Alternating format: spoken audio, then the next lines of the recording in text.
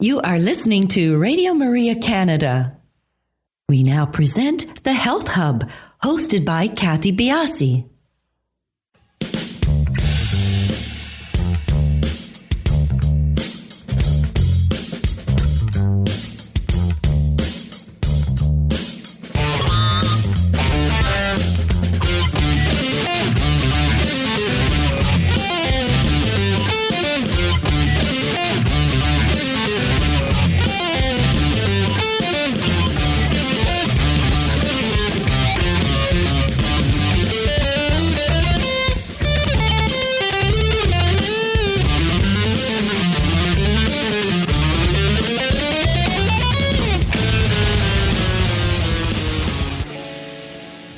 Good morning, everyone, and welcome to the Health Hub. I'm Kathy Biasi, your host, and along with our producer Alex Diaz, we would like to welcome you to our show this morning. Good morning, Alex. Good morning, Kathy. How are you doing? I'm well. How are you doing? I'm very, very excited to be here.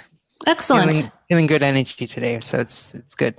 Feeling good. That's great. I'm looking out to a beautiful sunny day, so it's empowering as well, and it's a great show. We're talking about gardening today and the powers of gardening. So it inspires springtime. So I think it's one that everyone's going to enjoy.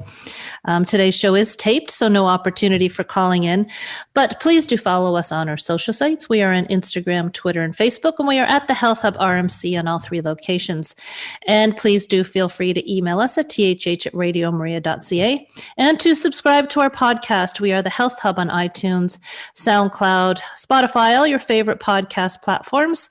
And as we mention every week, you can find our podcast on the Radio Maria Canada website, which is radiomaria.ca, and on my website, which is kathybiasi.com.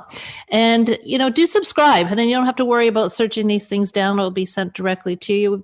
Always have some fascinating guests on the show. So subscribe, and everything will be sent to you, and you have a notification when our new shows are up.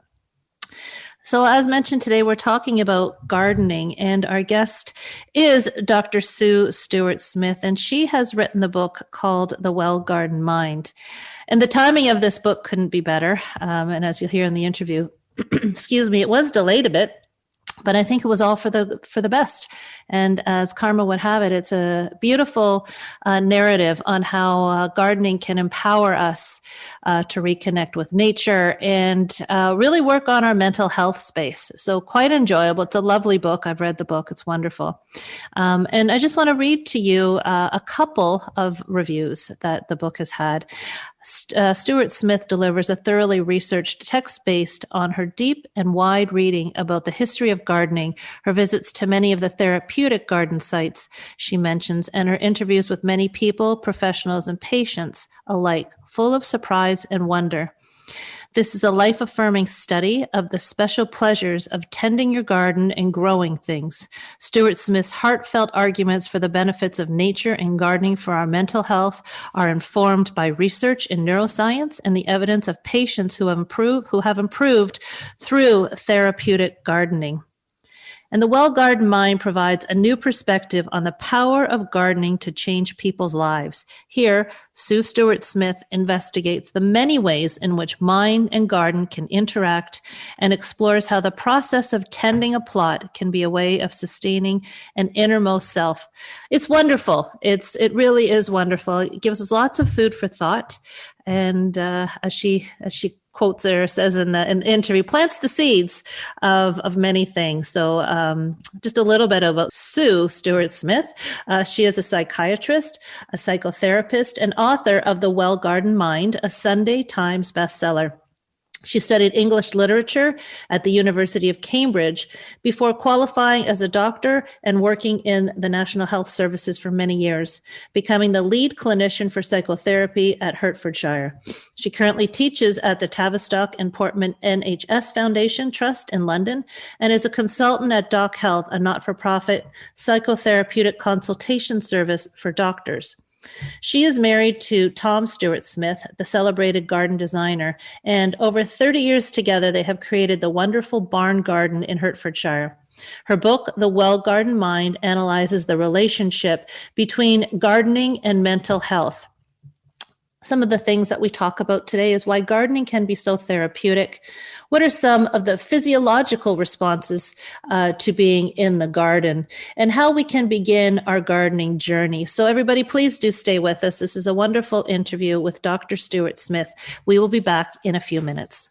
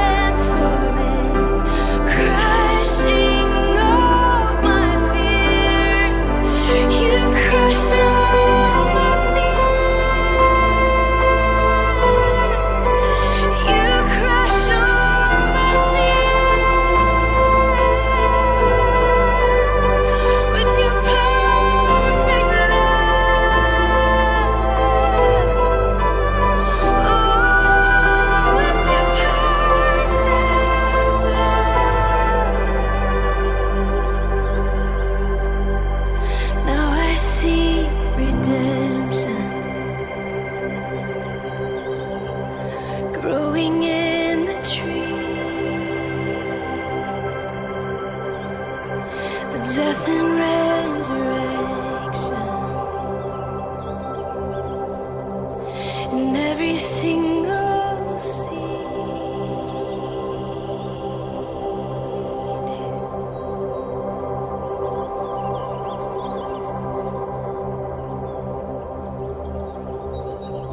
You are listening to Radio Maria Canada. We now continue with the program, The Health Hub, hosted by Kathy Biasi. Welcome back, everybody. As mentioned, our show is being recorded, so no opportunity for calling in as I hit my mic off. But please do follow us. We are on our social sites. We are on Instagram, Twitter, and Facebook, and we are the Health Hub RMC on all 3 locations. Sue, welcome to the show. Thanks so much for joining us. Kathy, I'm really pleased to be able to join you today. I was telling Sue off air, I have 2 pages of questions. The book is fascinating. It's given me a whole different perspective on gardening. And I look forward to the challenges of a garden this summer. Usually for me, Sue, gardening is like, okay, I got to pull the weeds. I just have to make this look presentable. And then challenges of the dogs. So it's been more of an issue of tolerating my garden, but you have opened up my eyes to it. The book was wonderful. And before we get into the actual tenets of the book, let us, give us an insight as to why gardening has taken such a hold for you. For me personally, I think it was a very, very slow, gradual journey. Rather like you described, Kathy, I started out seeing gardening as a bit of a chore, jobs to get through, like outdoor housework, except a bit nicer because, you could be out in the sunshine. It took me a while really to understand the particular kind of thrills that come from, in my case, it was growing our own food. And I'd always loved cooking. And for me, that was ultimately the way into the garden. I'm married a garden designer 30 years ago who since then has become a very celebrated garden designer. So we were spending a lot of time thinking about creating a garden. So it's been a long journey really for me. It probably took 5 or 6 years after starting to make our garden here for me to really recognize how beneficial it was for me in terms of winding down after a long week at work, and actually just experiencing a kind of creative satisfaction, a kind of tangible pleasure that came from getting my hands in the soil and then harvesting produce and so on. Mm-hmm. Now, so when then in your practice, so to speak, did this transition from being a hobby and a delight for you into something that you really started to take on as an area where people can find respite from some, issues and strains that are happening in their life? That was probably even more recently, about sort of 6 or 7 years ago. And I think at that time in the NHS in the UK, we were going through a lot of cuts to health services. We were losing day hospitals and other resources like that. And I was running a psychotherapy service for a district in Hertfordshire, near where I live. And I just became aware that there was sort of growing levels of isolation, and that sometimes for some of my patients, their appointment to see me or one of the other therapists in the department was perhaps the only thing in their week that they needed to come out to. So the two things sort of came together really, of thinking about, what resources are there in terms of, let's say, community resources, community gardens and so on, or people's own personal gardens that we can begin to tap into. And then the restorative processes of nature is something that you hearken to a lot. So again, we're moving, as you go through your book, we're moving into all aspects of how restorative gardening is, and planting and creating. And you have many, many case studies that you bring up in your book. What are some of the memorable ones that you can see that you've introduced gardening and creating and getting your hands in the soil? How people move past what was stopping them in their lives?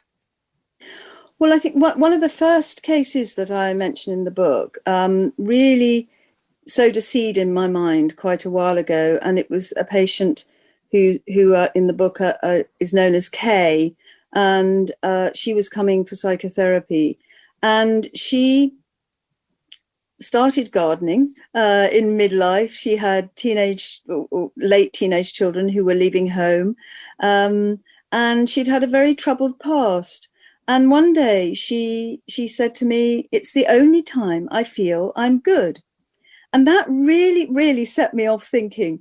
And as I said, it sowed a seed.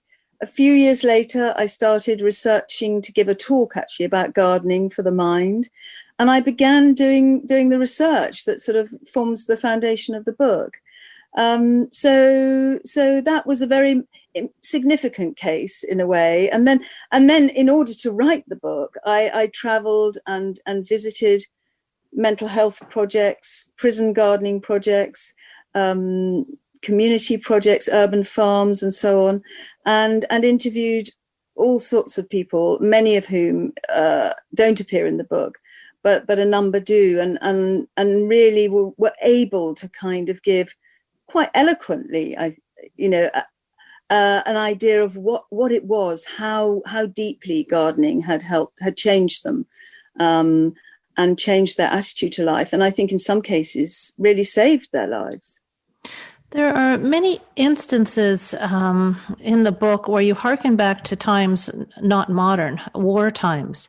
And I guess within the research and in your traveling, you've been able to weave the power of gardening and creating for mental health spaces to long ago. I mean, you talked about the wartime.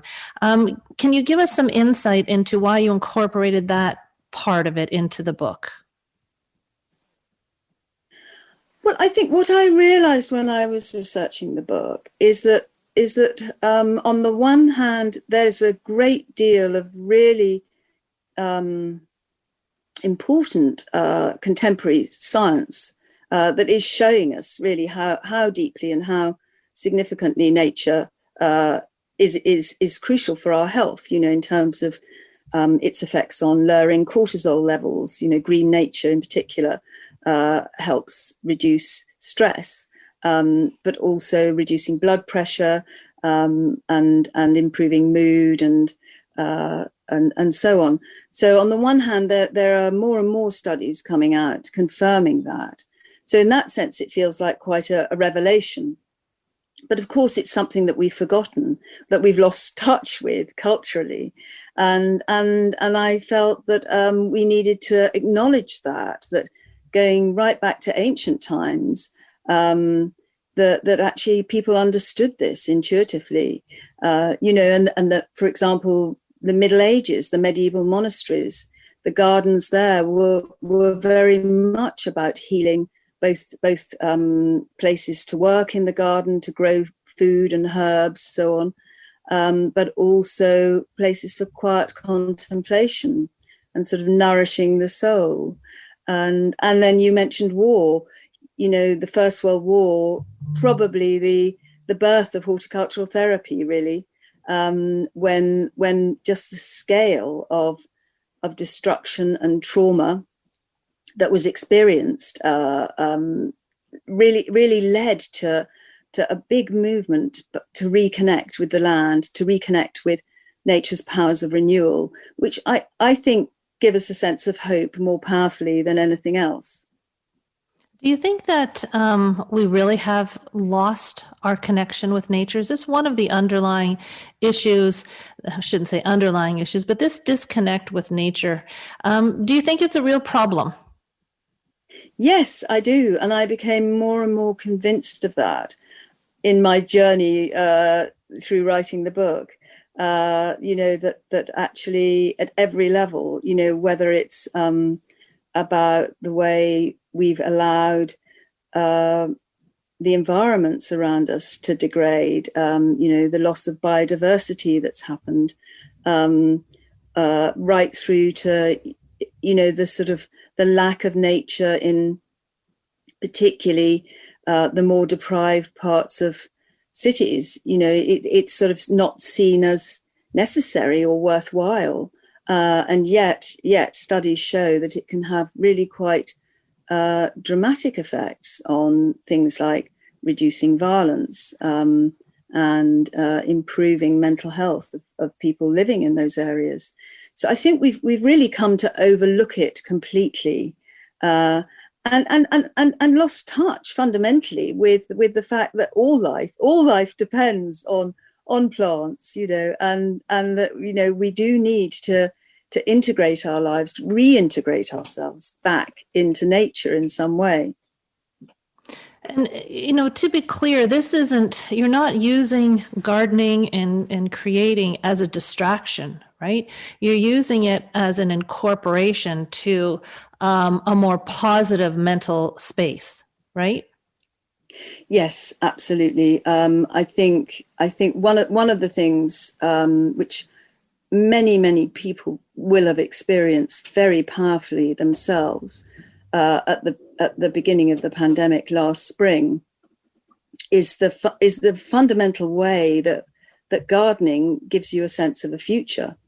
As soon as you start sowing seeds, your part of your mind is projecting into 2 or 3 months ahead, whatever it is, whether it's the beautiful flowers you're going to grow or the delicious tomatoes you're going to be eating. So in a very simple but very pragmatic way, gardening gives us access to a future, and that is invaluable when the future is very uncertain or full of fear and anxiety, which is what we're dealing with now in this global crisis. So I think that across the world, really, and certainly in the northern hemisphere last spring, people experienced that to such an extent. There was a run on seeds; the garden centres couldn't keep up, and this was the effect that I found people were describing to me when I was visiting projects, working with people just suffering from trauma or depression. Who have found themselves in a place where the future felt really foreclosed, that they couldn't see a way forward in their lives, and gardening can just help open that up. Once that process begins, then other things can follow. The timing of your book is amazing. You've backed into a situation here where, as you said, the seeds and gardening, people may have gone into this, newly found interest in gardening because we've had to be at home. We might as well do something. Let's take a look at the garden. And you read the book, you look at our timing now, and you can see, maybe this was meant to be at this period of time, whereas people starting their gardening may have started it for one completely different reason, but are able to weave it into a hobby that is nurturing for their soul, that can divert some of what's going on now. Have you ever thought of the timing of this book? I've thought about it a great deal because it was not meant to be. It was actually late. I write about it in the book, the fracture in my hip, which was 2 years ago now, and it meant that the book came out later than it should have done. So yes, and actually I learned a lot through that process, which is why I wove it into the book. Because I think there is something that happens when you are grounded. I came back home from hospital. I had to start walking very slowly again, and I had time to experience our garden in a very different way, to spend time with the birds, for example, who visited the garden. And I think that's what again, for many people who are fortunate enough to have a garden, because I think that's the other thing about the pandemic, is it has really highlighted the huge difference between this experience, this crisis for people who don't have access to any green space. But actually, it is a microcosm, isn't it? Well, and to that, I have seen so many different creative ways to bring a garden indoors, or to have windowsill gardens. So it's amazing to me. I was very fortunate to find you, and it's amazing to me how it's all come together.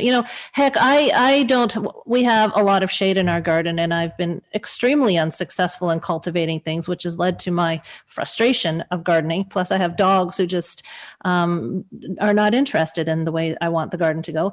But having an attachment to a potted basil plant that I can see either flourishing or not flourishing, there's an emotion there. It's very odd. It's like, oh, are you going to live? Am I going to be able to cultivate this? It doesn't take a lot, does it? No, it doesn't. And I think, we were talking earlier about our disconnection from nature. I think the other thing that we have come to undervalue is the importance of simple acts of care. The sort of consumerist mindset that we've all sort of been drawn into, rather, is very much more about consumption and gratifying our needs more instantly. And the quicker you can, the easier it is to click and swipe and sort of buy something, the better. That kind of sort of culture, really, that has become so dominant. And actually, all these other kind of activities that are about nurturing something more slowly, nourishing something and nourishing yourself in the process are so vital for our mental health. And one of the reasons that's the case is because care is bound up with our endorphin system. It's linked to release of our sort of endogenous opioids, which are calming and soothing and pleasurable. So, and actually how we form attachments too, the basis of attachment. So this is happening at a neurophysiological level. And I have to believe that even in the defeatism of the poor plants that I have killed, I am learning something and moving towards creating something in the future. I don't have a green thumb. Sadly, I can't, like I said, I can't keep a potted plant alive. But I mean, when I have, we grow, I planted garlic for the first time, and I'm so excited. Like, really, I go to the back and I think, I just want to see if this grows. So you really do invest if you take the time. Mm-hmm. And I think when we come back from the break, we're going to start talking about maybe how you can take steps. But I also want to talk about Freud. And it's not necessarily always about cultivating, but enjoying the garden. But all of these things, as I was reading your book, it's like, I need to give this a shot. And I'm just so happy that I was able to connect with you and talk about this, because it can be such a good space for people to go into, especially now. So when we come back, we're going to continue our conversation with Sue Stuart-Smith.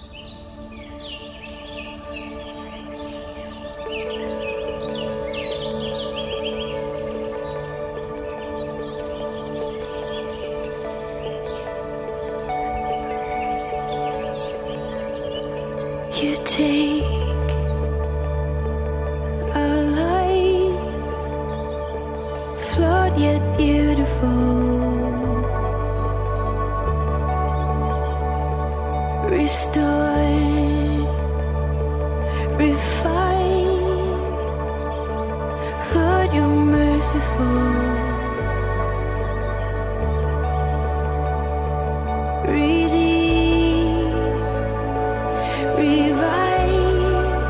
Spirit of God, breathe on your church, pour out your presence, speak through your word. We pray.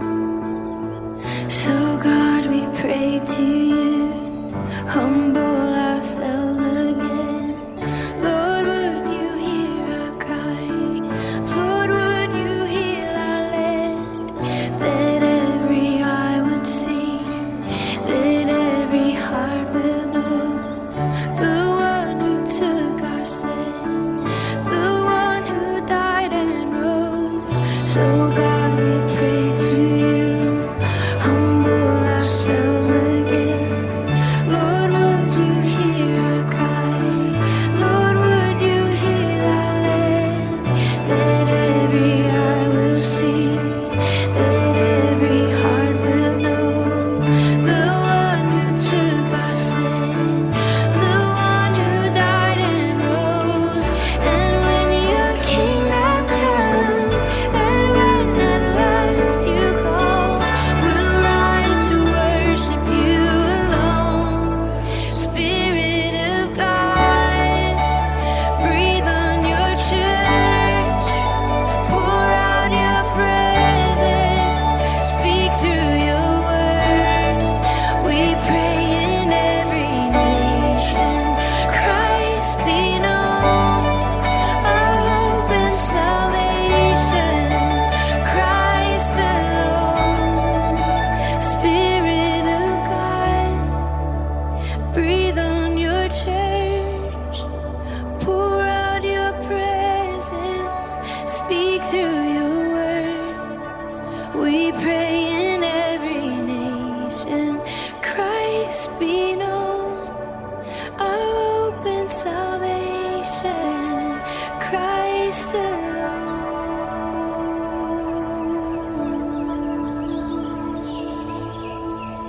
You are listening to The Health Hub here on Radio Maria Canada, a Catholic voice wherever you are. To contact us and be a part of the show, email thh@radiomaria.ca. We now continue with the program. Here once again is your host, Kathy Biasi. Welcome back, everybody. We are talking with Dr. Sue Stuart-Smith, and she is the author of The Well-Gardened Mind and dealing with the restorative power of nature and creating.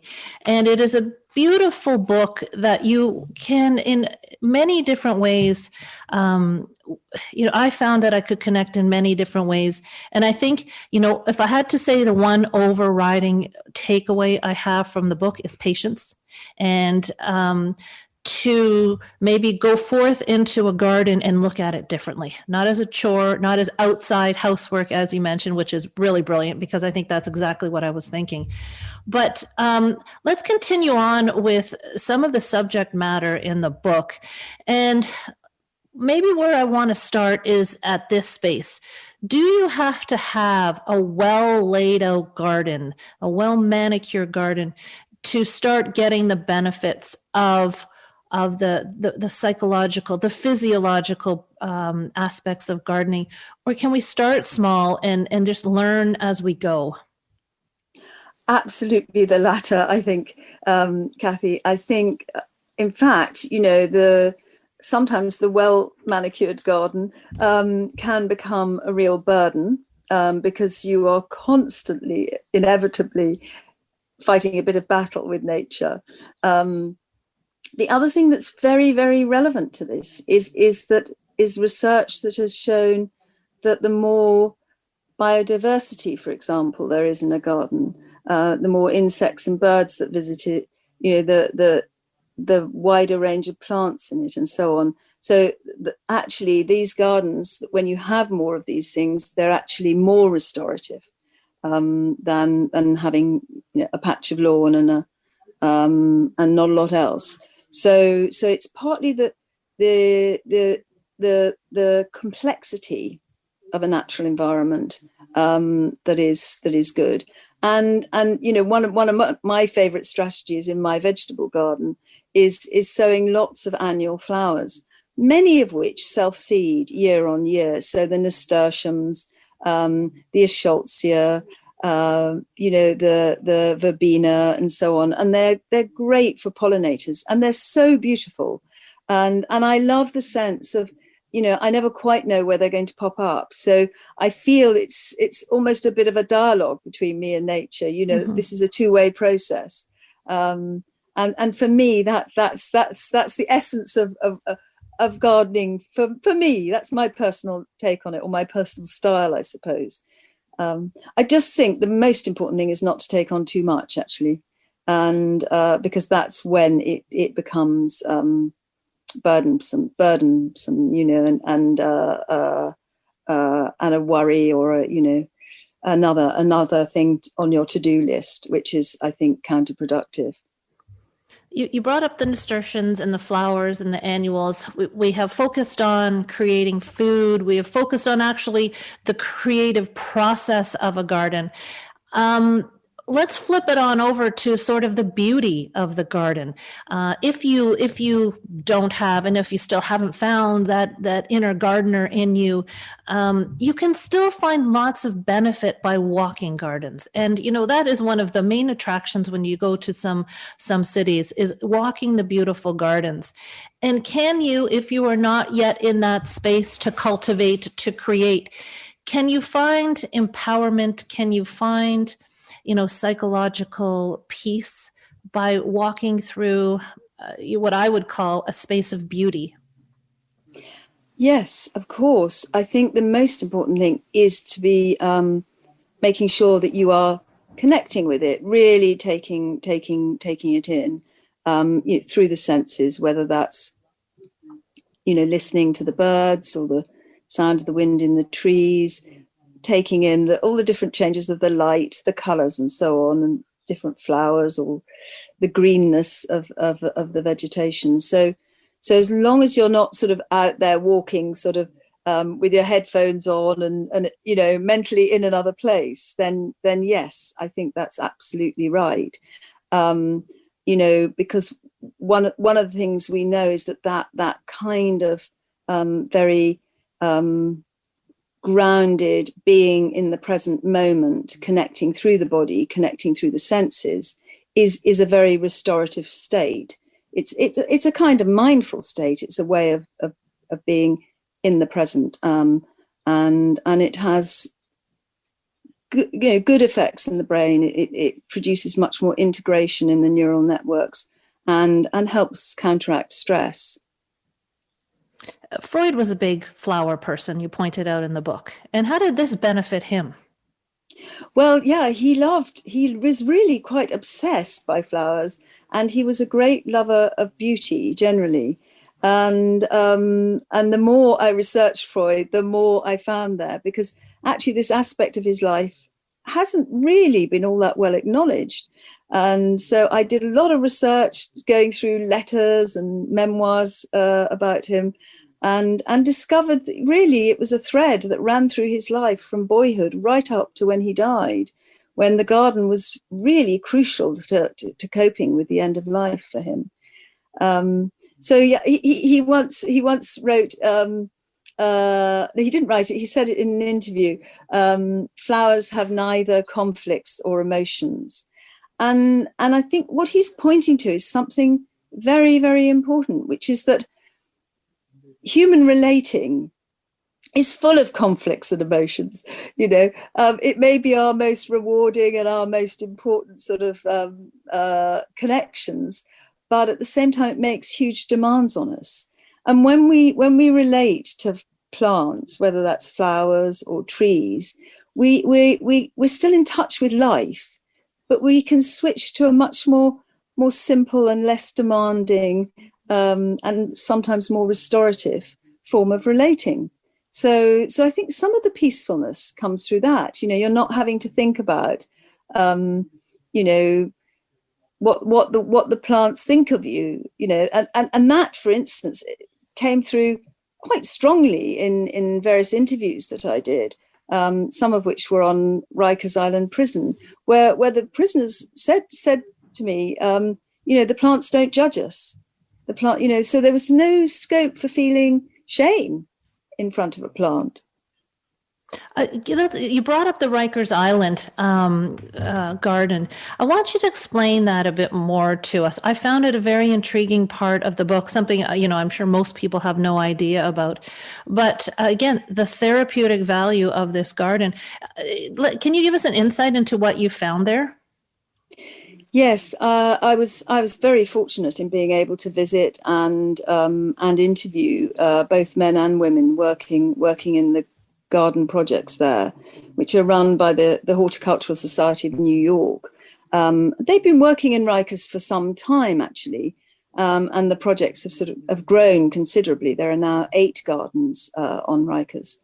What was very, very striking was how for many of the people I talked to, that the garden had given them their first experience of doing something that they felt they could be proud of.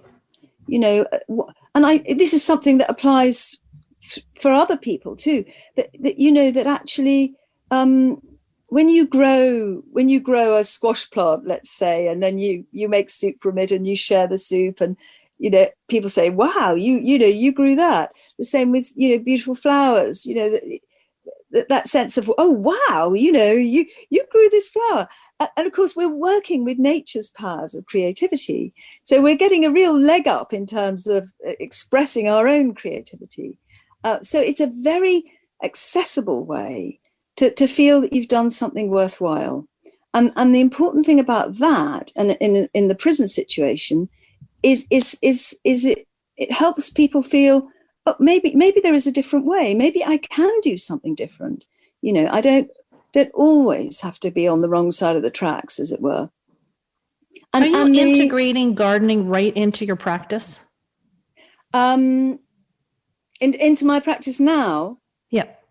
In terms of, well, actually, my practice at the moment is with doctors suffering from stress and burnout. So which I've been doing now for quite a few years. So what I do integrate into my practice is connection with nature, because hospitals are very often deprived of any kind of, green nature, but also daylight is often lacking. ER departments don't have windows and so on. So I do absolutely encourage, and doctors are at the moment, along with the rest of health professionals, suffering from very, very high levels of stress. So simply getting out, spending time in the park, exercising if outside, and if they have a garden, yes, but I'm not particularly getting them gardening because they're often exhausted, but just getting that value from spending time in nature is very, very, very worthwhile. Mm-hmm. Now, is there a difference when it comes to, this might sound like an inane question, but is there a difference when you're gardening and creating and growing, not creating, but growing flowers versus when you are planting food? Is it a different type of satisfaction or outcome, or is it all the same? Well, I think the important thing is to grow things that you find beautiful or things that interest you. I started actually through herbs. As I said, I loved cooking, and the thing that hooked me in was just growing very simple herbs to begin with, but also sort of the kind of varieties that I couldn't buy in the shops, and that got me going. So I think it's about choosing what you're going to grow according to your own kind of interests, and keeping it simple to begin with. Actually, growing things that are reliable. I grew sunflowers very early on, and I got such a thrill from that, just watching the rate of growth that they go through. And I still love growing sunflowers. When you strip it all down, is it the sense of accomplishment that you think has the greater impact on people, or is it the serenity and the change of, the left turn from coming in from work and going outside? What would you pull away from your research and your book and your studies as maybe the overriding, most beneficial aspect of getting outside and into the garden? I don't think there's any one thing. I think, the garden does take us into a separate space. I describe that in the book. It's an in-between space. It's neither home on the one hand, or the house anyway, or the outside world. It's this wonderful, wonderful in between.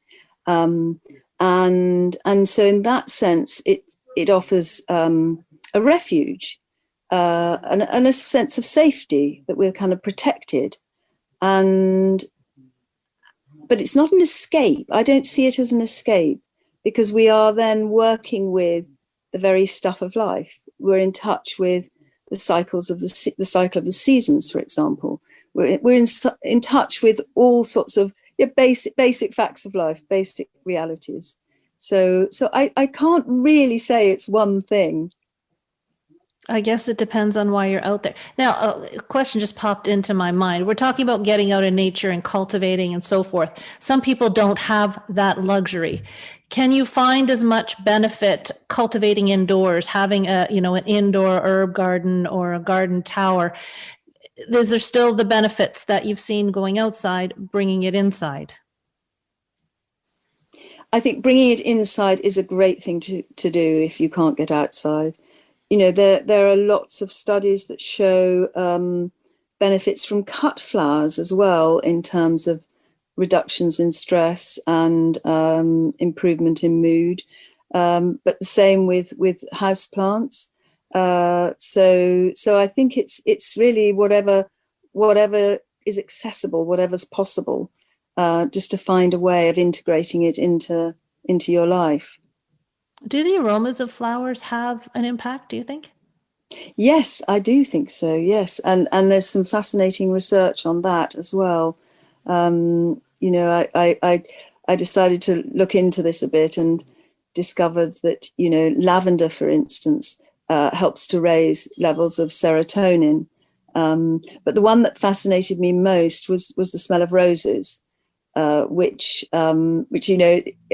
is one of the most quintessentially beautiful smells, I think, and it's loved cross-culturally almost, isn't it? Mm-hmm. And that is has been shown to help reduce levels of adrenaline, so it has a sort of anti-stress effect. And on top of that, it also slows down the breakdown of our natural endorphins. So there's a sense that, the kind of the endorphin release you might get from the beauty of the rose is going to linger a bit more because of the scent of the rose. The physiological impacts of gardening, I know you've highlighted some of it, but there really are, it is a science, and you've shown that in your book. There are real sciences and, neural interconnections and things like that with gardening that you've pointed out. So again, something I love, because we're not just talking about, ethereal things and, we're talking about real physiological changes and positive impacts that gardening can bring. I don't know why it just floated through my mind. I read a book many years ago about the type of flowers and how they can impact your mood. I can't for the life of me think of what that book is, but it was a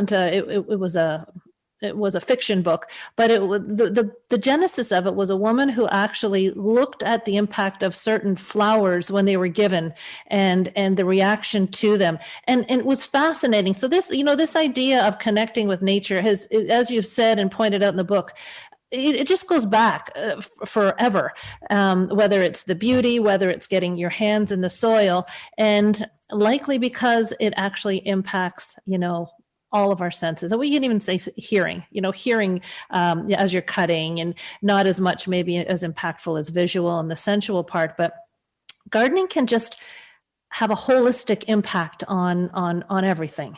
And even getting your hands in the soil. And, how many posts have we seen about, let your children go out and get dirty, even for the microbiome. All of these things are so wonderfully accessible to a lot of us, to many of us, even if we have to go and visit a garden. But I think you've just brought a beautiful sense back to us and a reconnection, and in a very beautiful way, the way you've weaved stories and case studies and you're, and talking about Freud. So I thank you so much for giving us this beautiful gift. Thank you, Kathy. Thank you very much. And it may be worth mentioning, it's also available as an audiobook. I've recorded it. So it's available. That option is there too, if people want to listen to the book. Now, is your book available on all the regular sites? It is, yes, it certainly should be. So yeah, main bookshops, main websites. Yep, it's widely available. And is there a place where people can contact you directly if they have further questions or interested in your work? Yeah, I have a website, which is suestuartsmith.com. And I'm on Twitter and I'm on Instagram, so people can find me. Wonderful. And of course, we'll have all that information for you when the podcast is out. I want to thank you so much for joining us. It's just such a pleasure to have you on the show. Oh, it's great. It's been a real joy to join you. Everybody, we'll talk to you next week on The Health Hub.